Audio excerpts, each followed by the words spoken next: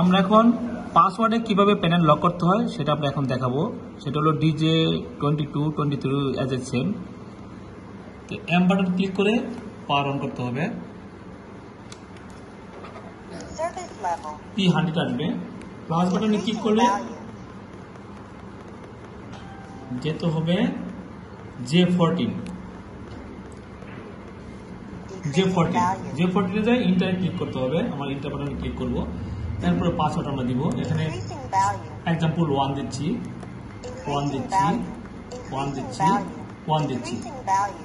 এখন কেউ ইচ্ছে করলে 1 2 3 4 দিতে পারবে বা মোবাইল নাম্বার দিতে পারবে, যে কিছু লিখতে পারবে। লেখার পরে ইন্টার বাটনে ক্লিক করলে পাসওয়ার্ডটা সেভ হয়ে যাবে। এখন কি হবে, আমরা যদি পাওয়ার অফ করে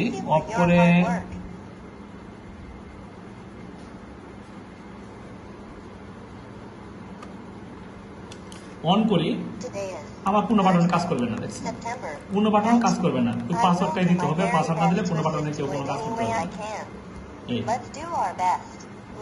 এই হলো password. Thank you for your hard work.